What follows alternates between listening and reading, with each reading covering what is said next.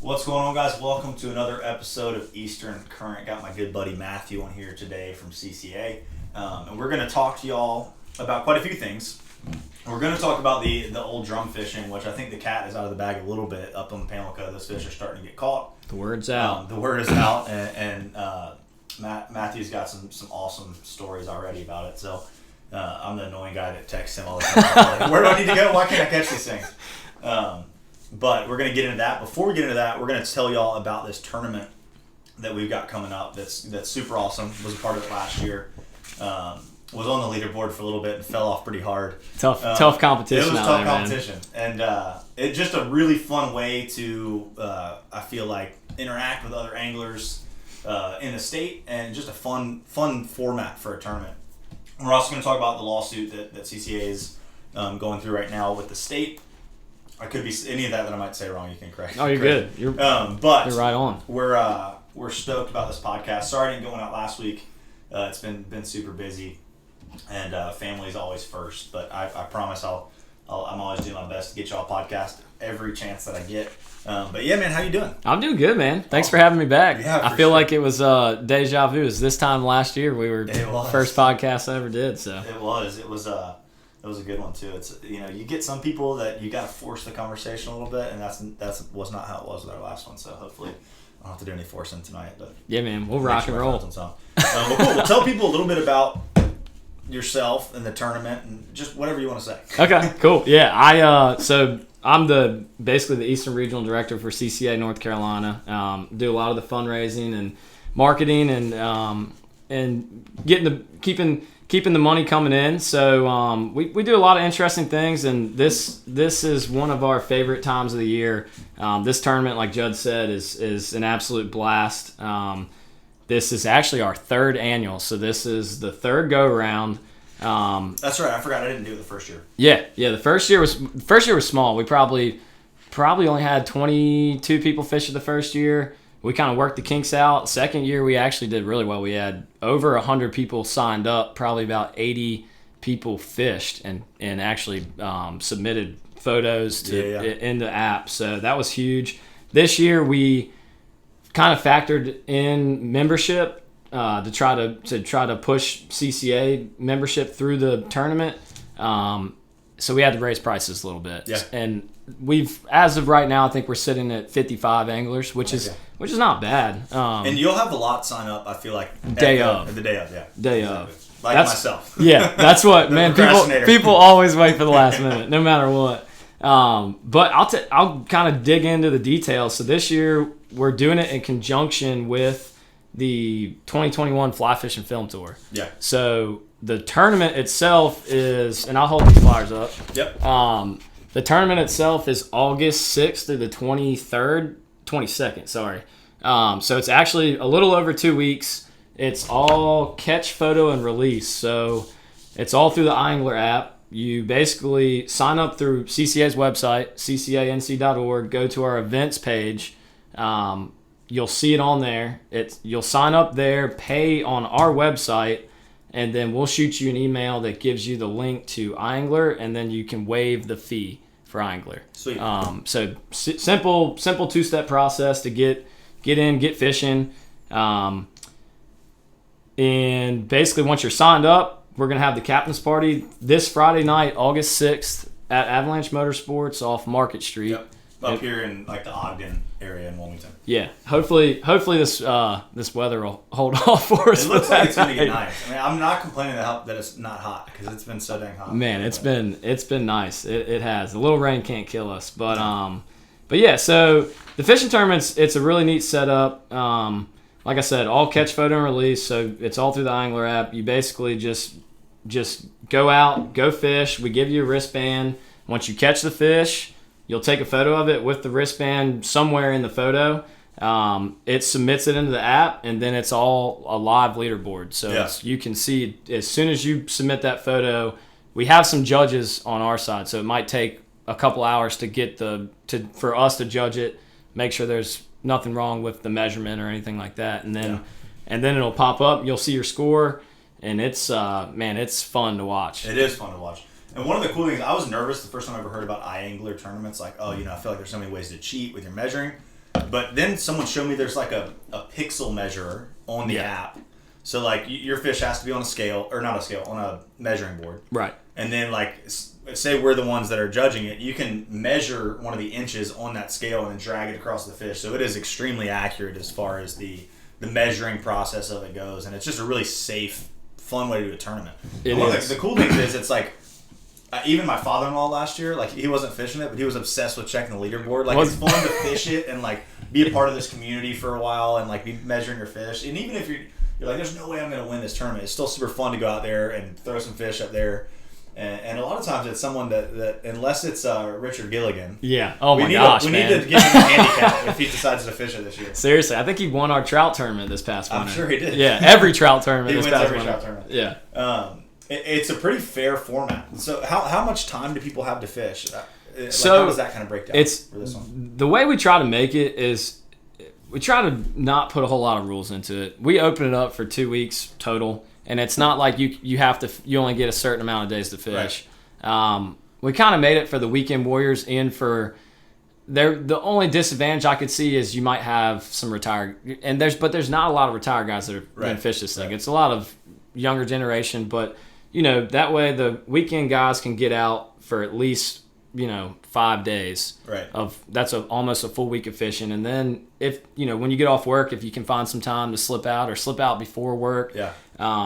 And the fun thing is the way maybe some night fishing. Exactly. Night and fish. Yeah. So it gives you more than just that 1 day weigh-in structured tournament where you have 1 day to fish and then you're back at the dock weighing your fish in. It gives you a lot more time for everybody to get out in the water and enjoy the resource and have a good time. For sure. And that's kind of what we're going for. I think what's cool is like they changed the whole, or there's Major League Fishing in the bass world now. That's changed the whole format of bass tournaments. And it's like live. You can see what people are catching. You can see when you get bumped down or jump up. And so it just makes it like, it's way more fun to fish that way. It's cool. Oh God, this guy just caught a redfish. It's knocking me down 4 places. And it gets you fired up, man. It does. It makes you want to fish. Like the drive I had to fish last year with it. Well, it lasted for about 4 days, and then I got knocked down to like 9th place and then 12th place. And couldn't come back. I couldn't come back. Now, am I allowed to weigh clients or measure clients' fish? So I'm just kidding. Technically not. No, you can't. But you can get clients. What we were telling some fishing guides is like, hey, if your clients want to fish the tournament, it's kind of like a donation to CCA. They're giving back to the resource, and they get a fish for a day, and they might win something. Yeah, that's super cool. Because we're doing. On top of first, second, and third place, we're also doing weekly giveaways. So we'll probably give away 2 big items the first weekend, and then we'll probably give away 2 to 3 items the first week, and then 2 more items the next weekend, and then the same thing that following week. That's awesome. So it'll be that are participating in the tournament. Just random things like we'll put, and we do it all through the app, so we can put out a notice that says, hey. Next person that catches a sheep's head will win this. Oh, that's so then cool. It's like you're not even targeting sheep's head, but someone's like, scrambling to go try to catch the first sheep's head or something. Something fun to just mix it up and that's super cool. And give people that might not be on the leaderboard an opportunity to go home with something. We've got a lot of prizes, a lot of good sponsors this year, so that's awesome. Should be fun. And so that it'll close off. What's the starting date? Say that again. The starting date's when? So Captain's Party's this Friday night, August 6th. Mm-hmm. And then starting date would be August 7th at 6 a.m. 6 a.m. And then it'll shut down, lines out of the water on August 22nd at midnight. So if someone wants to take home first place, what do they have to have? So first place, it's a lot this year. We remember last year we were like, so we put trout back in. I feel like half the crowd's like, man, I can't find a summer trout. And then it depends where you are in the state because this is statewide. Yeah. So you can only fish North Carolina water. You can only fish North Carolina water. Yep. But we can talk about that, the old drum, because we capped 36 inches? Yeah, capped it at 36 inches to allow, because we'll have some guys on the Neuse River, and it's a little bit, that's an unfair advantage if they're putting up 48 for sure inch fish. But so having that cap's fun because it's like, all right, I got to go, where do those like 30 to 35 inch fish live? So. And so if you catch a 40 inch fish, you're capped at 36, but you could catch 3 36 inch fish or 3 fish that are, say, over 36 inches, but And it counts for a 36 inch sweet, fish. okay. Yeah, so it's like it's a cap, but so I mean, if you want to go out and target those big drums just to really crank your score up, you can. But for sure. But the way we structure it this year is so it's an aggregate of your 3 biggest trout, your 3 biggest flounder, and your 3 biggest drum. Okay. So that's total score. So you have to catch all 3. That's where the slam comes in. You have to catch all 3 species. Okay, sweet. Yeah, that's awesome. Yeah. That's so cool. It's fun. You can spend your first half of the tournament targeting drum, then say, all right, I got to focus on trout for the next 2 days, and then switch back. Yeah, that's fun. It's that's going to be exciting. It'll be fun to see what we need to win it. Like I think that there's a lot of people that are, and it's fun to kind of, because since you got a couple of days to plan that whole thing out. Like, all right, I'm going to go up to the Pamlico and try to get some big redfish, and then I'm going to, this weekend, and then next weekend I'm going to go trout fish somewhere and be able to use the whole coast, as well as be able. Yeah, it's just a cool way to do a tournament. I'm excited about it. It's fun, and you'll get a lot of people that are jumping around. I mean, there's guys that'll come up. That'll leave Wilmington, like you said, to come up fish the Pamlico. Yeah. If they can't find trout down here, they'll adjust and move around. So for sure, there's been a lot of trout down here this year. So hopefully we can put that up. But like you said, some people just kind of write trout off in the summer, forget how to catch them. If you're fishing the tournament, just go fish. There's been trout everywhere that there are in the fall, not in the same numbers, but just go fish that fall stuff and not the winter stuff, but the fall, kind of early fall stuff, and those fish are there. But that's super cool, man. I'm excited about it. I'll definitely be signing up. Where can people sign up if they want to sign up for the tournament? So check us out on Instagram, Facebook. So CCA NC is our Instagram. Just look up CCA NC on Facebook too. We'll pop up. It's all over social media right now. But our website is where you can sign up. Okay. Or if you're already a member or logged into the Angler app, just type in CCA NC 2021 Inshore Open, or just type in Inshore Open and it should pop up. Yeah. Cool. So you can find it one of 2 ways. Right on. Awesome. Yeah. So the fly fishing film tour. This LaCroix's giving me some It's bubbly, man. That it's bubbly. is this Friday as well. That is this Friday. And is that at the same place? It is. Okay, so cool. we've got Topher with Soul Film Fest. I'm not sure if you ever met him or not. He's a really good guy. He's done some of these film tours in the past. And the fly fishing film tour, due to COVID, I think they had to do basically everything was virtual. So there's been they just started doing actual showings at events. So we picked it up last minute, but we're hoping to pull a crowd for that. The deal is we'll do the captain's party. Starting at 6:30, come register if you're not registered. We'll have beer. We'll have a food truck there. We'll have raffles and giveaways and some cool stuff. A lot of cool things going on. And then the film tour will start at 8 o'clock. As soon as it gets dark, as long as the rain holds off. If it's raining, we'll probably move inside and maybe start it a little bit earlier. Okay, cool. But yeah, 8 p.m. we've got a huge blow-up screen, giant. Nice. Yeah, so it's gonna be cool. We got plenty of chairs, but if you want to be comfortable, bring one of those little nice camper lawn chair things and come sit back and relax, man. We've got Sweetwater Brewing has donated their new seltzer and their new IPA. Oh, cool. So we got beer for everybody. So come out and bring the family and have a good time. That's this Friday in Wilmington. And in Ogden. I got no excuse not to be there because it's about 2 close from my house. It's going to be a fun time. Matthew, I feel so bad because he keeps coming into town. I'm supposed to meet him for these meetings, and I've had to bail on the past 3 meetings. So all good, man. We always make it happen last minute. I know. We make it happen last minute. So life's crazy. But, sweet. Well, if anybody has any questions on this as well, feel free to reach out to me, whether on Instagram or Facebook, or text me. But it's going to be a fun time. Definitely not a tournament to be intimidated about entering. No. It's super fun, super laid back. Even if you're going to get 1 or 2 days to fish, it's still worth it. It's still a lot of fun. And the captain's party is definitely a great place to come meet a lot of people that listen to this podcast that like fishing around this area to build some relationships. And I always tell people on here that fishing buddies and partners and relationships and communication on the water is one of most important tools of catching fish. I mean, you can't see everything and know everything every day. And so putting yourself out there and things like this and meeting more people and becoming a part of this community is going to do nothing but make you a better angler. So I can't encourage you enough to come out and check it out. So if anything else pops up while we're doing the rest of this podcast, just feel free to, you can just drop it right in wherever we are. Cool. No, we hit it on the head, man. That was spot on. Sweet. Well, I'm stoked. Hopefully some people will join. Let's talk a little bit about, and we've talked about it on a podcast in the past. We had Mr. Sneed on here and talked about the lawsuit kind of right as it was coming out. But do you have any updates for us and kind of how people can get involved and maybe help out with what's going on with the CCA lawsuit? Definitely, man. Yeah, it's so for folks that might not have heard the prior podcast with with what's going on with CCA and the lawsuit. CCA's in a lawsuit against the state of North Carolina. Yeah. It's a very big lawsuit. It's going to take more than a year, more than a few maybe potential years to get to the end.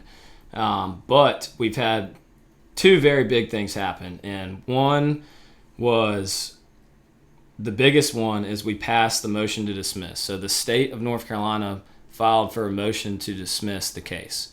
And we had our hearing for that with the judge, and the judge declined the state's motion to dismiss. That's awesome. That's absolutely huge. All right, we're not going to even look at this case. It's done. Squashing it before it happens. Squashing it. Basically, they would have squashed the case. We would have had to appeal and then go through the appeal process to try to get past that motion to dismiss. So before that happened, the NCFA, North Carolina Fisheries Association, filed a motion to intervene. So is that a good thing? That's a bad thing. Okay. So the North Carolina Fisheries Association is basically the commercial fishing lobbyist group for North Carolina, kind of like a trade group. They basically lobby to for commercial fishermen. So if they would have had a hand in intervening in the lawsuit, it would have got very messy. So those are two absolute unbelievable situations that could have happened for this lawsuit to move forward. Okay. So we're super excited that both rulings that we've had to date have gone in our favor. Yeah. And we're excited about it, and our lawyers, our team is absolutely thrilled, and they see this thing. They're excited about it. They're very excited about it. That's awesome. Yeah. That's good to know. It's hard to really know what's going on from the outside. So it's good to have these meetings. We need to do more of these where we can talk about this, because I get so many questions about it, and I usually don't. I usually send people your Instagram. Yeah, exactly. No, we get a lot of questions on Instagram, and we do our best to respond. And we're gonna once we were basically waiting to see if we could get past the motion to dismiss. Yeah. And now so it was a known thing that it was probably going to come when y'all filed a lawsuit. Gotcha. That was basically the state's first step to squash it. So now that we're past that, it's wide open, and we're gonna start really promoting and advocating for this lawsuit to try to raise money, and not just raise money but awareness around it as well, to try to get the public more information about it, so they can help and know where for sure their voice can be heard. So for people that don't know, what is, in 30 seconds, what is the lawsuit about? So the lawsuit, it's pretty simple. North Carolina's our fisheries, our waters are all our resources. It's a public trust resource. Right. So we all own it as individual citizens. We all have a share of, called a stock. It's like a share of a stock. We all own a share of our fisheries and our resources. So the lawsuit is basically saying that the state has a fiduciary duty to manage that resource for sustainability, for future generations. Right. We need to make sure that resource is not continuing to decline like it has been for the past 30 years. And it's the state's obligation to do so. And the state's basically saying that it's not our obligation. so our question is, well, whose obligation is it? If it's not the state's obligation, then who's who has to take care of these resources? Right. So, in a nutshell, that's kind of the precedent. What it's about is that this is a public trust resource. We need to manage it as for sustainability into the future for all stakeholders, for all users of the resource. Nice. That's awesome. And I couldn't agree more. Yeah. It's not time to and I used to be such a finger pointer and everything, but now it's just let's take work care of together and just get this resource to what it should be. It's sad where we're at, and it's no one person's fault. It's just a downward slope of bad decisions, and so we just need to turn it around. That's it. And yeah, it's not and I think CCA's got a bad rep through the past with the name game, like you just said. And that's not what it's about. It's I just lost my train of thought, but it's not a commercial fishing issue. It's not a recreational fishing issue. We just need to look out for the resource as a whole. For sure. And it's nobody's fault except for the way that it's just been managed and allowed to been managed for the past 20 years. Yeah. The management structure needs to change. For sure. You can't point your finger at people that are doing things that are allowed. Exactly. It's all legal. Declining making the resource decline. So. Exactly. Well, cool. Well, yeah, and how can people? You were talking about this.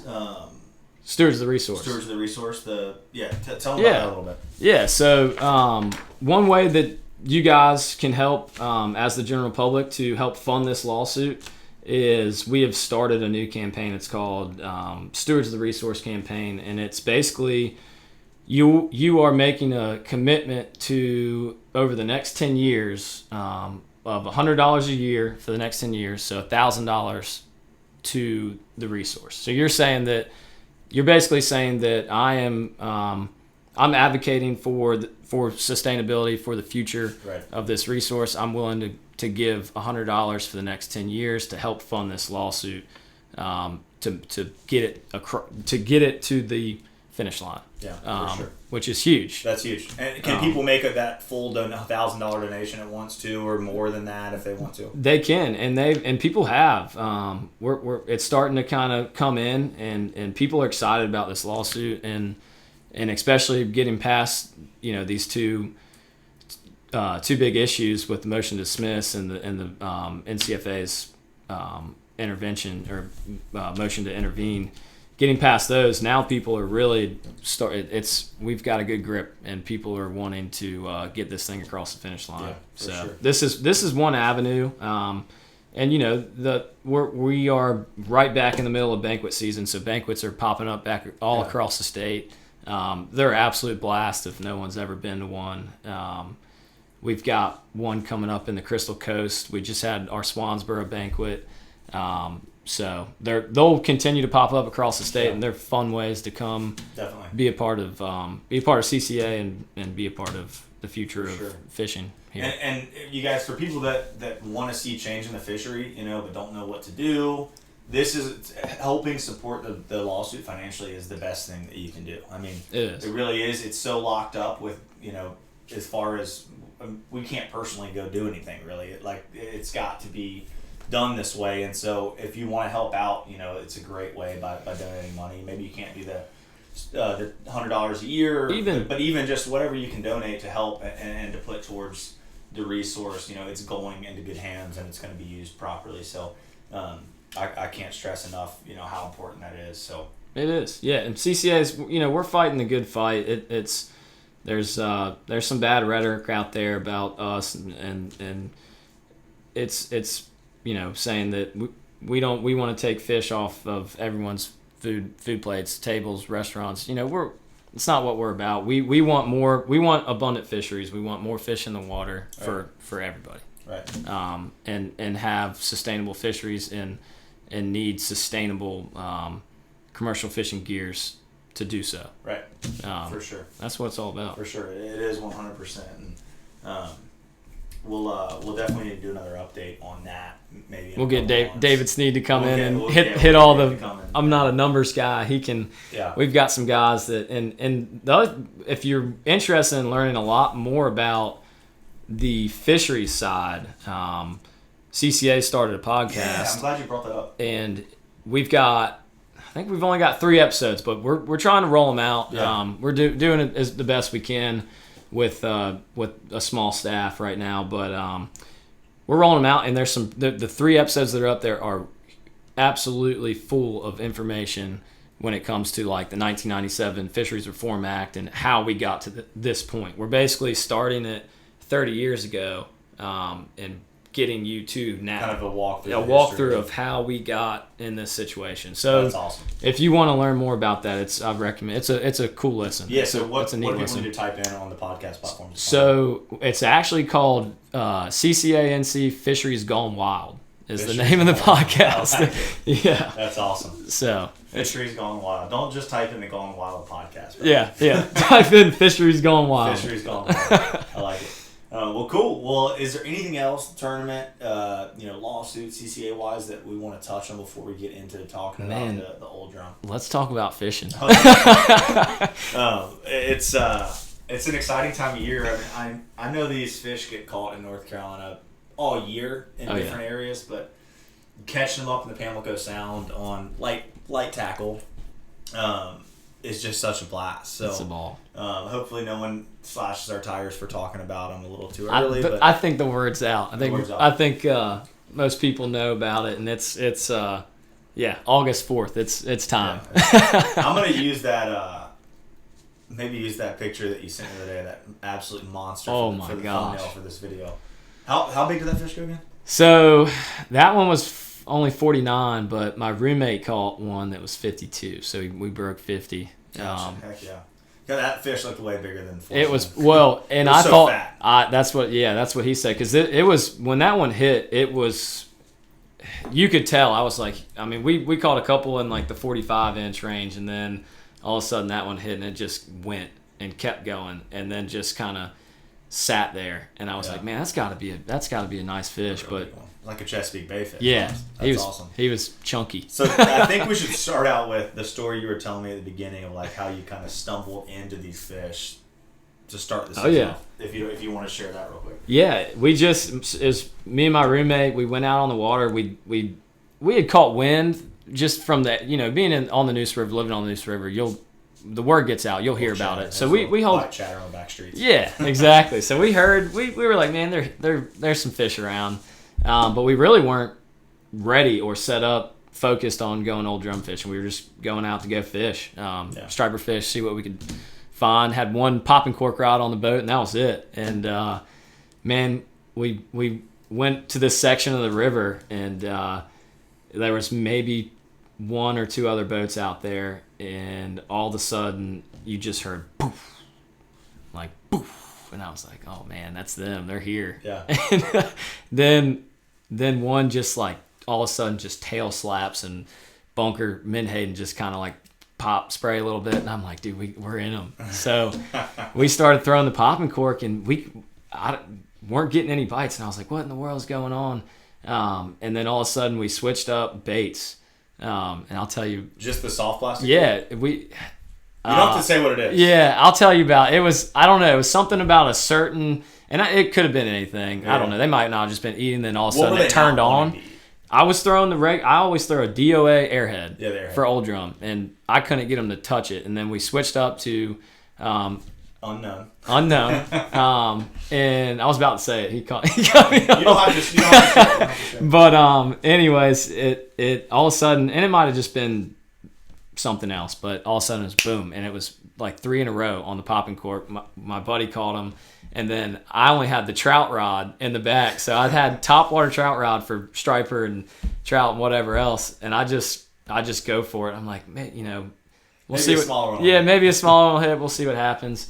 And I really wasn't trying to catch him. But man, he hit that thing so aggressively, so hard. Just came up and smashed a little probably 4-inch. What was it? The badonkadonk. The badonkadonk. Yeah, the little badonkadonk. He smoked it. That's a bomber? A bomber. It was, so these were ones, I can't find them anymore. They're menhaden topwater wrapped. So it's sweet. wrapped like a menhaden. I use them up on the Chesapeake Bay all the time because the water's a little bit clear up there. So they might be able to kind of see the skin wrap. But anyways, he smoked it. Man, that's so cool. That's super fun. Was it pretty calm? It was pretty slicked out?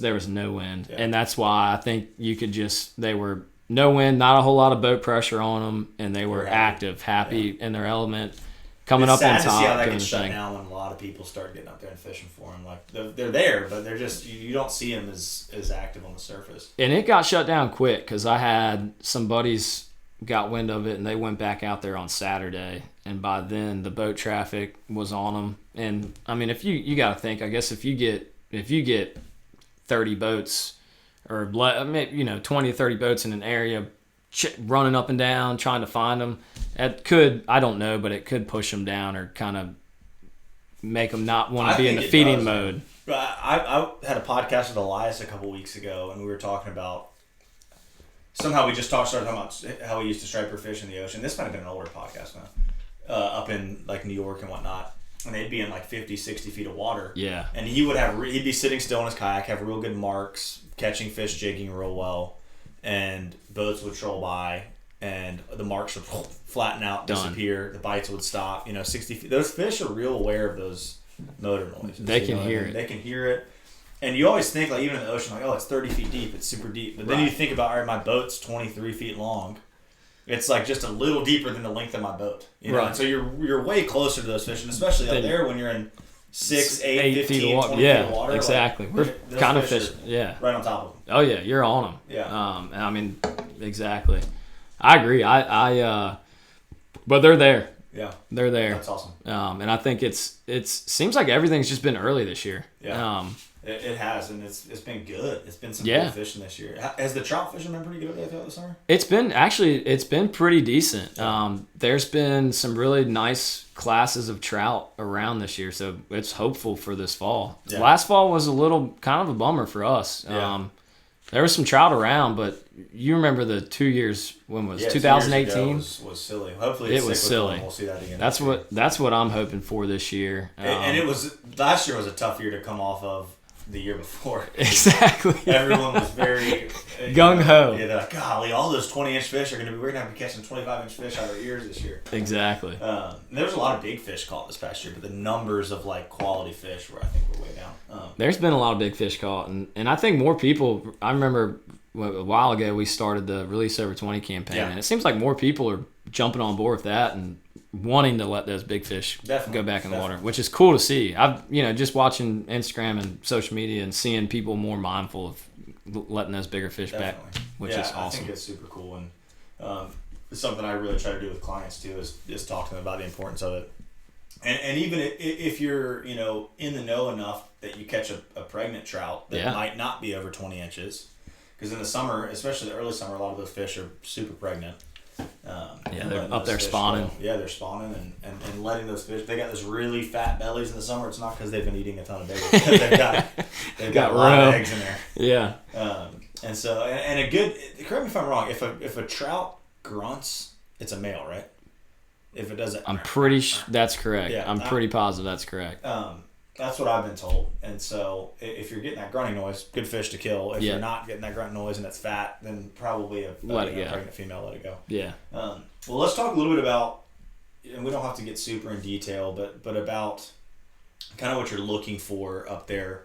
And we'll just talk about artificials at first. If we've got some time, we'll go into bait. But what kind of scenario are you trying to put yourself in to catch those big redfish, on a popping cork? Yeah. So, I mean, it's an interesting river. The Neuse River is very intimidating. Yeah. I mean, it's a long, wide, big stretch of water. A lot of ground to cover out there, but you really just it's generic to any style of fishing.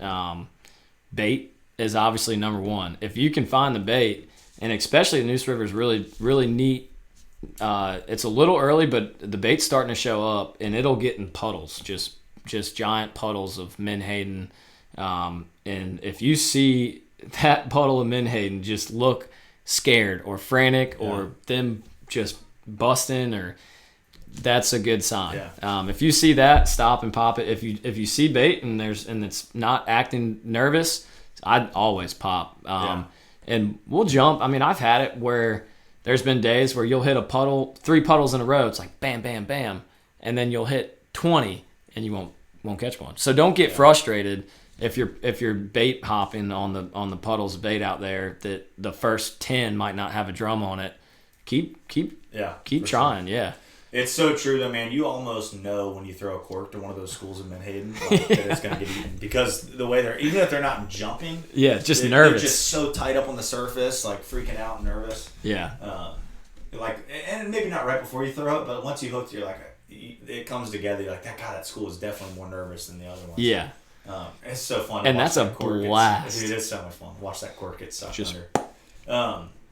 So I guess it's a question that I've always thought about is, and it's an opinion based question, I guess. Yeah. Maybe someone's got a really good answer to this. Maybe do you feel like those fish are kind of hanging out in areas, or like when you're catching them, like if you go bang bang bang on 3 different little schools in Menhaden, and then you're not catching them, do you feel like those fish are pushing up and down the river? Like, should you get out in the river, run up, and kind of reset and come down a bank? Is there a strategic way to target those fish once you're catching them in an area? Yeah, I kind of have there's known areas in the Neuse River. Yeah. The Neuse River's got a lot of shoals. Yeah. And my theory is those old drum like to get up on those shoals and feed, especially early morning, late afternoon.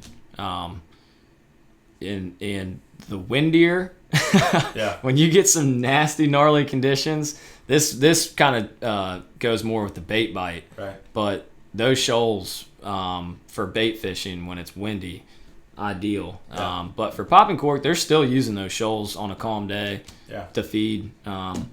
And breaks. So 16, 14 to 8, and kind of work that break line right there. Yeah. That's always a good area to kind of start. And it's like a double threat. Like if you've got bait and you're on a good shoal, it's like you could probably about guarantee you something's going to happen. For sure. But man, that popping cork game it's a mental game. It's like you just got to keep popping. It's funny. It's like you just said, just keep popping, man. It's going to happen. And then all of a sudden you'll be talking to your buddy on the bow of the boat, not paying attention, just kind of lackadaisically popping, and it's just a wham. Yeah, it's crazy. And a lot of times you'll see them like come up, look at the cork, swirl down, and eat the bait. I had one hit that blabbermouth cork, that plastic cork, so hard that it just put a crack right through it, and I threw it out the next time, and it started sinking. I was like, no way that drum hit that cork so hard he popped it. That's awesome. So is the blabbermouth the only cork you're gonna throw now? That big plastic cork? I like that one because I think it's just but man, I think guys will catch them on those little Paradise foam popper cheap corks. People will be out there trout fishing with the smaller trout corks and catch them on those. Yeah. So it's hard to say, but that blabbermouth makes a lot of noise. Yeah. I think if you are needing to pop it hard too, it's less effort with that one to get a really good pop. Yeah. And it it's sounds tiring. good. It does sound really good. Yeah. I know when I'm up there doing it, like you're not paying attention, you're popping it every once in a while. You have to look at it real quick. Yeah, you're like, was that a fish? There's a fish blow up on it, but it's just the cork blowing up. Yeah. And so you're trying to kind of mimic the sound of a fish blowing up on the surface. Yeah. Like I said, when we stumbled across those drums, it was a weird, similar noise to a popping cork. When he came up and went, it's like sounds like a loud pop. So I think that's what it's doing, is mimicking eating or feeding fish. And they just get toned in on it, and it happens. Do you change your pop up at all in different depths? Are you popping a little lighter, a little harder? Are you is it always every pop's the same? Or are you like pop, pop, pop, pop, pop, pop? Like, does that make sense? My question. Yeah, no, that makes sense. I never change the depth. I'm always like, and I never. Or no, are you if you're fishing shallow? Oh, okay. I see what you're saying. Deeper I see water, what you're saying. Popping it harder or softer? Yeah. Not really. I mean, I've done a little bit of everything. You know how like a mirror lure bite is? Yeah. You're just trying to figure out that little rhythm where he's going to eat. But the popping cork, man, I just slam it and then let it sit for. I do like to let it sit for a second and then. And realistically, is it like a 3-second pause? Yeah, like 3 to 5. Yeah. And it might not even be that long. It just feels like that. It does. But yeah, I'd say a good 3 seconds. You'd be safe and just pop it, let it sit, pop it again, let it sit. I mean, I've tried what you said, throw in the pop, pop, pop, and then let it sit and mix and match. And it seems like I always get a hookup though when I go to pop it again. Yeah. It's like I'm not You're a lot of times looking at it maybe. Yeah. When it moves again. A lot of times I feel like I'm hooking up when I'm not even looking at the cork. Yeah. It's like I'm just in the rhythm of popping, and then all of a sudden I go boom, and he's on. And there's been a couple times where I've seen the cork go down, but a lot of it's just a rhythm. Just that rhythm for sure. I guess I'm just throwing questions at you as they pop in my head because I don't have any days booked up there this year, but I'm going to try to move some guys up there, just some day trips, just to come up there and fish for them. Last year I booked like 2 weeks up there and it blew freaking 30 miles an hour every day. It's brutal. That river can can get ugly too, especially the mouth of that river can get nasty. For sure. It can get, I've seen it. Yeah. But when you've got you're pulling up on, you got a couple strings of balls of bait coming up, how do you like to present the cork to a school of bait? I'll go like pick a side. Okay. And I never throw right in the middle of the bait ball. At least I don't. I like to pick a side and just. Those fish are probably on the sides. Yeah, they're probably on in the middle. Yeah. Pick a side and try this side. Pop a couple times. And sometimes when I'm on the bait balls, I don't pop as hard. Just a subtle pop. But once you get farther away from them, then I'll start hitting it hard to maybe try and pull them off that bait ball. But if I'm like real close to the bait ball, I just a gentle little pop. Yeah. Not. I don't know. I don't know if it's a big deal, but I just don't want to like spook the bait. For sure. But I had a conversation with someone one time talking about fishing the corks on the bait, and they were talking about how a redfish a lot of times in pursuit of bait likes to follow it from behind. So it's going to come and eat that bait fish tail first as the bait fish is swimming in that school. So if you think about it that way, say you're just on your boat yourself, and this might be getting way too scientific, but say the bait's swimming one direction. Yeah. And, those fish are probably kind of pushing on the edge, swimming that same direction with them. Either there's two thoughts. You can throw it against the way the fish are going, and then it's a bait that's like way out, off kilter, or you can kind of try to fish it along the edge of that school. Yeah. Of fish. But, at the end of the day, you just got to throw a popping cork up there and that's it. Pop it. So. That's it. Pop the hell out of it. But don't be afraid. So learn. I don't think a lot of people do this, but top water. Yeah. Don't be afraid to throw top water, especially on those like the calmer mornings. If you're catching them on a popping cork and you want to try something different, throw a bigger popping cork on it. I would recommend taking maybe the front treble hook off so you don't get all I switch all my top waters to single hooks. I just can't stand picking them up out of my tackle box and treble hooks everywhere. So it's just easier. And then when you hook a fish, it's a whole lot easier to unhook them dealing with treble hooks. But yeah, that top water bite is that's one hell of a way to catch a 40-inch drum. Man. Yeah. I mean, whenever you're sitting out there and you see that mullet or that menhaden, he's always on the surface off by himself, and on those calm mornings, that injured menhaden that's probably gotten smacked. And I mean, a topwater redfish love a walk the dog plug. Like, it's aggressive. Just sucked right through it. It is so aggressive. It's one of my favorite ways to watch. Yeah. They're not like physically made to even eat a topwater bait. No, they're totally made to eat down. Yeah. It's just how pissed off they is why they end up eating it. It's cool. So take me through your rig a little bit, like perfect setup, rod, reel, what pound braid you're fishing or what type of running line you're fishing, and then to like your pop and cork leader length bait. You don't have to share the secret bait, but secret bait. Don't share it. You can share with me after the show. There we go. I'll sell it to my Patreon member. It's probably not even a secret. I'm sure I'm not the only one. But no, I like a little bit heavier, something that you can get those fish in and not wear them out. Yeah. So probably like I'll fish anywhere from like a 7.2 to a 7.6. Yeah. Medium heavy, and that's plenty. You can go to do a heavy, but medium heavies, I think, fine for them. Probably 25 to 35 pound braid. Okay. And then I just do braid straight to the popping cork. Some guys I think might do braid, FG knot, mono, popping cork, then fluoro. But I'll just do, I mean, you'll get that wrap every once in a while. You'll get wrapped up, but you'll feel more confident. FG knot's strong, but it's just one more place for that fish to break off. Yeah, I've broken off a lot of them and been like, damn it. So pop braid to the popping cork. Then I'll do, I don't know, 2 to 2.5 to 3 foot a leader fluorocarbon, 50 pound. Some guys do 30 pound. I think 30 pounds probably fine. But 50 pound, I've never had. Doesn't seem like it's a leader shy issue, especially up there. It's dirty. If they're coming to the way you're popping that cork, they're mad at it. A little bit of leader. Yeah, they're mad at it. Maybe in 10 years they will if people keep fishing for them like they do. But, yeah. And then the jig head, man, I like to use just a wider gapped, thicker. Those like, I don't even know what material it is, but it's not like your normal stainless steel. It's like that. It's that like black nickel? Yeah, black nickel. Mm-hmm.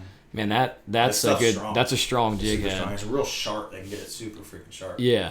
Wide gap, I think, is important. Wide gap's important. You end up hooking those fish deeper with the narrower gap. I feel like. Yeah. If you do hook them more, you pull them off those bigger fish. Yeah, and generally when they're hooked, I mean, you'll get a few that might get it a little deeper than you'd like it, but a lot of times they're right on the corner. Yeah.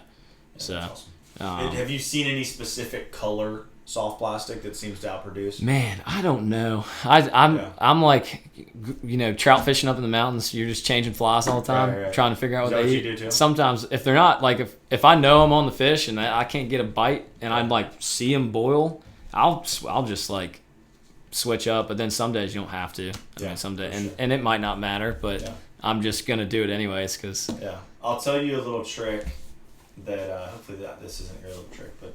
One thing we did in Louisiana sometimes that works really well is we put a spoon underneath the cork, a gold spoon under the popping cork, and that worked really well.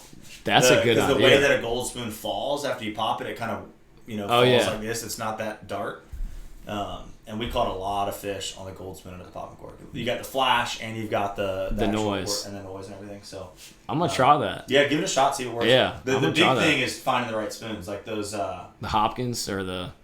I think the best bet would be to find a slightly curved spoon that comes with a treble, but replace it with a single hook. Yeah. We caught a bunch on the is it not the Hopkins? Johnson. That's what I meant, not Hopkins. The weedless. Yeah. I had some of those welds get broken. Yeah. Or the solders, I guess, the soldered areas, but also. All that metal in their mouth, sometimes your hookup ratio is not great when you're not straight retrieving it. They eat it sideways and you go to set the hook and I feel like you pull it out of their mouth. Man, they would find that thing in a hurry. Like they would smoke it. And so having that flash was pretty awesome.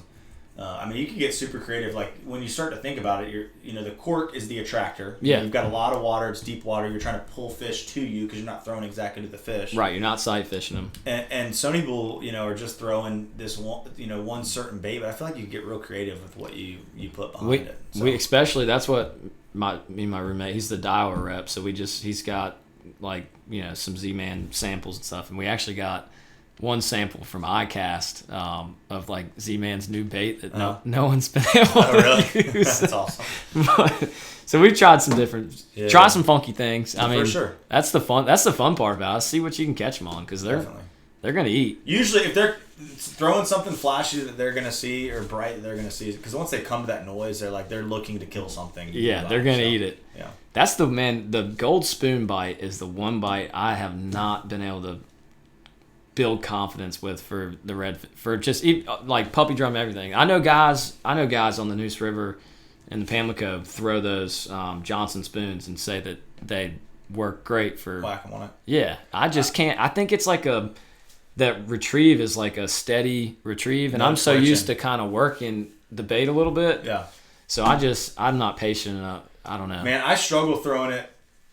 I have very little confidence when I start throwing it in open water. Yeah. When I like it sight a fishing. spinner bait, not sight fishing, but like those higher tides. Yeah. When the fish are sitting in the edge of that little bit of Pulling it out of the and grass. you can throw it up in the grass and reel it out, and you usually get bit right near the grass. And you're not going to get caught up because they've got that's. And they work great in open water, but again, it's like there's so many things that you might be super confident in doing, and then you tell me to do it, and I'm like, that's not going to work. You know? But that's the cool thing about fishing. Like, there's always something that someone else is doing that you're not. Mix and match. Yeah. So, well, sweet. Do you fish the drag pretty darn tight on the rod when you're working? I do. I don't really know I fish it kind of like I fish Kobe. Like I keep the drag.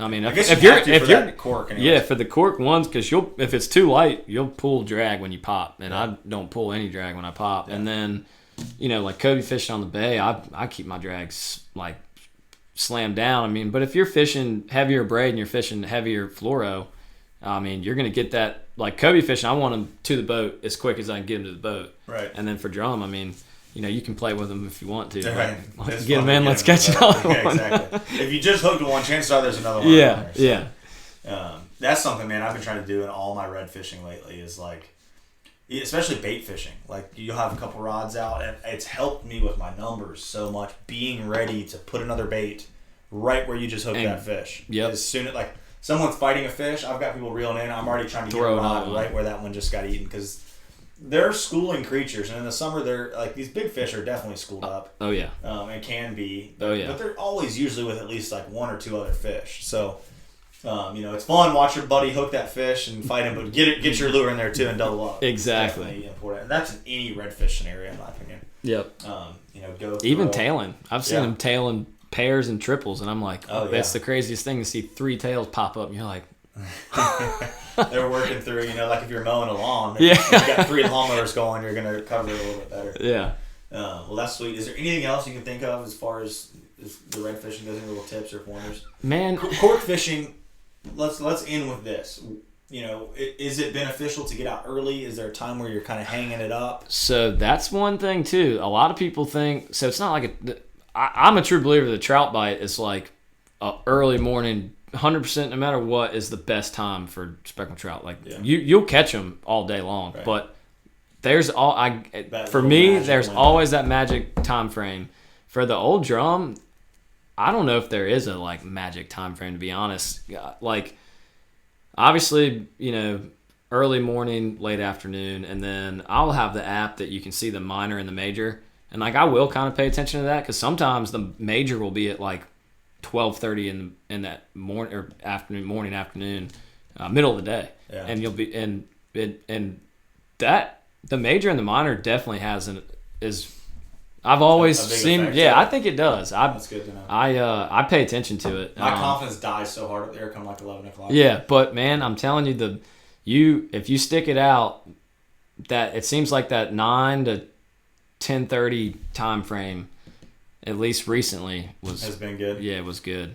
I wonder if they've just been so run over at that point by boats that it makes it tougher sometimes, or like because other redfish don't freaking care. And spread out. If you see some boats like so tight in a spot on the Neuse River, just because like the word will get out and people think it's in a certain area where those fish are. Those fish are everywhere. Yeah. In that river. It benefits you to get away. Away from the crowd and find some bait and be by yourself and. Those fish are up and they're not just in one spot. Right. Well, that's good to know because that is. I think a lot of people struggle in fisheries like that where you see other boats and they want to fish near them. Other boats are just like that means there's probably fish there, but usually when I'm fishing around other boats, up there it shuts me down big time. Yeah. So I try to stay away from. I think crowds. that's probably why I have more luck in the mornings is because I kind of get to an area really early. You're first. I fish it. All those fish are keyed in on what I'm doing and not all the other boats around. So yeah. So that's the benefit, I guess, of going early. Yeah. Is getting some stuff to yourself a little bit more. Yeah. I remember. I guess I've been fishing up there since college, on and off. Some years I go, some years I don't. And I remember the first year I went there, it was like a Saturday. We caught like 13 and saw like maybe 10 other boats, and we were fishing like a very generic spot that everyone fishes now. Yeah. And not to be like, I fished this for a long time. It was total information off somebody else of why we went, but and now you go up there and you'll see sometimes hundreds of boats up there fishing. There's a lot of boats. But there's a lot of fish, and if everybody does it right, what's one other thing? What's the etiquette as far as other boats and how to fish those spots? So I think if you'll know, I mean, you'll see the guys fishing if they're up on the bow and they're fishing. Don't just you'll get a lot of people that do it. They think maybe like 100 yards is far enough out and just barrel through.